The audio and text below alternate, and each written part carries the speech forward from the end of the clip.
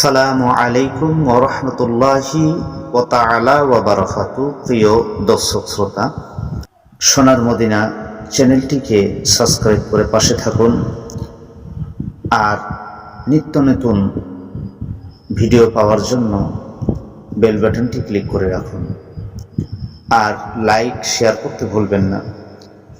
মুমিন যারা হবে, মুমিন ব্যক্তিদের কবরে কোনো ভয় থাকবে না। যারা মুমিন হবে, যারা আল্লাহ পাকের বান্দার মধ্যে যারা মুমিন হবে, তাদের কবরে কোনো ভয় থাকবে না। হযরত আবু হুরায়রা রাদিয়াল্লাহু তাআলা আনহু থেকে বর্ণিত, তিনি বলেন, হযরত রাসূল করিম সাল্লাল্লাহু আলাইহি ওয়াসাল্লাম বলেছেন, এতে কোনো সন্দেহ নেই যে মৃত ব্যক্তি কবরে পৌঁছেই নির্ভয়ে ও নিশ্চিত অবস্থায় উঠে বসে। তারপর তাকে প্রশ্ন করা হয়, তুমি দুনিয়াতে কোন দিন অনুসরণ করেছ? সে উত্তর দেয়, ইসলাম অনুসরণ করেছি। আবার প্রশ্ন করা হয় যাকে, যে তোমাদের নিকট প্রেরণ করা হয়েছিল তার সম্পর্কে তোমার কি বিশ্বাস ছিল? সে উত্তরে বলবে, তিনি হচ্ছেন আল্লাহর রসুল হযরত মুহাম্মদ সাল্লাল্লাহু আলাইহি ওয়াসাল্লাম। তিনি আমাদের নিকট আল্লাহর পক্ষ থেকে প্রকাশ্য মুজিজা, অলৌকিক ব্যাপার একটা নিয়ে এসেছিলেন। আমরা ওইগুলো সত্য বলে বিশ্বাস করেছি। এরপরে তাকে প্রশ্ন করা হবে, তুমি কি আল্লাহকে দেখেছ?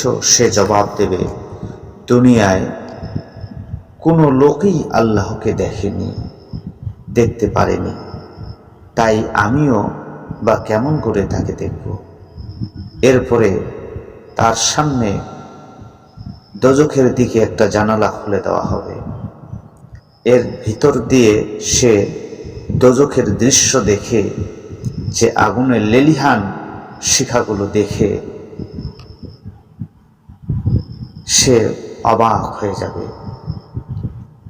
দোজখের ভয়ঙ্কর দৃশ্য দেখার পরে ফেরেশতারা তাকে বলবে, দেখো আল্লাহ পাক তোমাকে কিরূপ মুসিবত থেকে রেহাই দিয়েছেন।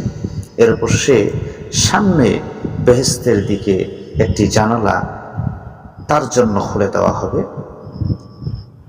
এরপর ভিতর দিয়ে সে বেহেশতের সৌন্দর্য, সুখ সামগ্রী দেখতে পাবে।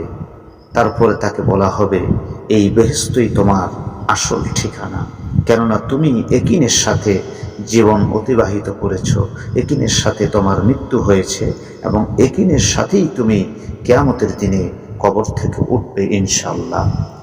আমরা যদি এই আশা রাখি যে এই মুমিনদের খাতায় আমারও নামটি লেখা হোক, তাহলে আমাদের পূর্বপুরুষেরা নবী করিম সাল্লাল্লাহু আলাইহি ওয়াসাল্লাম এবং নবীর সাহাবায়ে কেরামগণ যে কাজগুলো করেছেন, যেভাবে তারা চলেছেন, আর আমাদেরকে যেভাবে চলার নির্দেশ দিয়েছিলেন আমার আপনার নবী, সেভাবে যেন আমরা চলতে পারি, আল্লাহ সেই তৌফিকটুকু আমাদের দান করুন।